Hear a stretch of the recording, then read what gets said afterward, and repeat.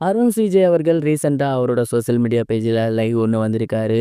அந்த ஒரு லைவ்ல அவரோட ரசிகர்கள் கிட்ட ஏகப்பட்ட விஷயங்கள் ஷேர் பண்ணியிருந்தாரு. குறிப்பா அவரோட எலிமினேஷன் பத்தியும் நெறைய விஷயங்கள் பேசியிருந்தாரு.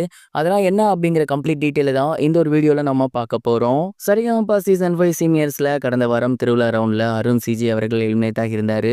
இது நெறைய ரசிகர்களுக்கு மிகப்பெரிய ஒரு சோகத்தை ஏற்படுத்தி இருந்துச்சு அப்படின்னு தான் சொல்லணும். தொடர்ந்து சோசியல் மீடியால அவருக்கு ஆதரவா பேசி வந்துட்டு இருந்தாங்க. இந்த ஒரு விஷயத்த பார்த்துட்டு அருண் சிஜே அவர்கள் அவரோட சோசியல் மீடியா பேஜ்ல லைவ் ஒண்ணு வந்திருந்தாரு. அதுல ஃபர்ஸ்ட் ஆஃப் ஆல் அவர் என்ன சொல்லியிருந்தாரு அப்படின்னா, ரசிகர்களாகிய எல்லோருக்குமே மிகப்பெரிய ஒரு வணக்கம். உங்களால தான் இன்னைக்கு நான் இவ்வளோ தூரத்துக்கு வந்திருக்கேன். நீங்க இல்லைனா கட்டாயமா என்னால இவ்வளோ தூரத்துக்கு வந்திருக்க முடியாது. இந்த ஒரு சீசன்ல நெறைய நண்பர்கள் கிடைச்சிருக்காங்க. நெறைய விஷயம் தெரிஞ்சுக்கிட்டேன். நெறைய புது விஷயங்கள் எல்லாத்தையுமே நான் கத்துக்கிட்டு இருக்கேன்.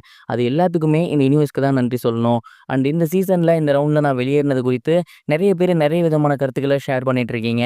ஜட்ஜஸ் பயாஸ்டா இருக்காங்க. ஒரு சில கண்டஸ்டன்ட் உள்ள இருக்கணும் அப்படிங்கிறதுக்காக என்ன வெளிய அனுப்பிட்டாங்க. குறிப்பா இனியாவெல்லாம் வச்சு இதில பேசிட்டு இருக்கீங்க. அப்படிலாம் எந்த ஒரு விஷயமுமே கிடையாது. சரிகமப செட்ல நீங்க பார்க்குறதெல்லாம் பாதி தான். அத தாண்டி உள்ளார ரொம்ப ஃபன்னா இருக்கும். நாங்க எல்லாருமே ஒரு குடும்பம் மாரி தான் இருந்திருக்கோம். அதே நேரம் என்னதான் நல்லா ஜாலியா பேசிட்டு ஃபன்னா இருந்தாலுமே, போட்டின்னு வரும்போது எல்லாருமே அவங்களோட முழு திறமைய காட்டுவாங்க. அதே மாரி என்ன மிஸ்டேக் பண்ணாலுமே, அந்த யாரா இருந்தாலுமே ஜட்ஜஸ் கரெக்ட்டா அட்ரஸ் பண்ணி அத அவங்களுக்கு சொல்லுவாங்க. ஸோ நீங்க நினைக்கிற மாரிலாம் எதுவுமே கிடையாது. நான் கொஞ்சம் சுமாரா பெர்ஃபார்ம் பண்ணியிருக்கேன். அந்த ஒரு காரணத்தினால தான் நான் இந்த வாரம் இந்த போட்டிய விட்டு வெளிய வந்திருக்கேன். மத்தபடி இன்னொருத்தரால தான் நான் வெளிய வந்தேன் அப்படின்னு சொல்றதெல்லாம் உண்மையிலேயே ரொம்ப ரொம்ப தப்பான விஷயம். ஸோ ப்ளீஸ் என்னோட ரசிகர்கள் இந்த மாதிரிலாம் பண்ணாதீங்க. கண்டிப்பா வைல்ட் கார்ட் என்ட்ரி இருந்துச்சுன்னா, நான் உள்ள என்னோட பெஸ்ட் பெர்ஃபார்மன்ஸ் குடுப்பேன். தொடர்ந்து இந்த சரிகமப நிகழ்ச்சியில பயணிப்பேன். உங்களோட ஆதரவு என்னைக்குமே எனக்கு வேணும். இதே மாதிரியான ஆதரவ தொடர்ந்து குடுங்க அப்படின்னு அந்த ஒரு லைவ்ல பேசியிருந்தாரு. அருண் அவர்களோட லைவ் இப்போ சோசியல் மீடியால வைரலா போய்க்கிட்டு இருக்கு. சரிகமப நிகழ்ச்சி குறித்தும், அவரோட எலிமினேஷன் குறித்தும் அவர் பேசியிருந்தத பத்தி நீங்க என்ன நினைக்கிறீங்க? மறக்காம கமெண்ட் பாக்ஸ்ல ஷேர் பண்ணுங்க.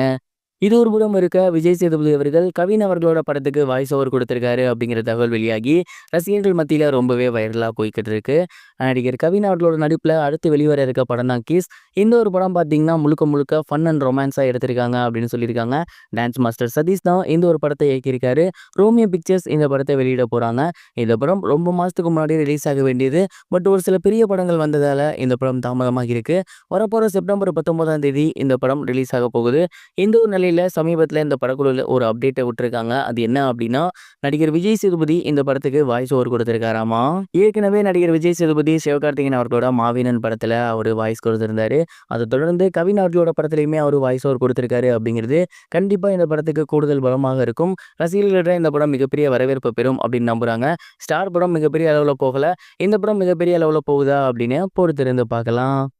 இதுவரைக்கும் கனெக்டிங் டிவிக்கு சப்ஸ்கிரைப் பண்ணனா மறக்காமல் சப்ஸ்கிரைப் பண்ணிக்கங்க. உடனடி அப்டேட்ஸ் பெறுவதற்கு நோட்டிஃபிகேஷன் பெல்லையும் கிளிக் பண்ணிக்கங்க.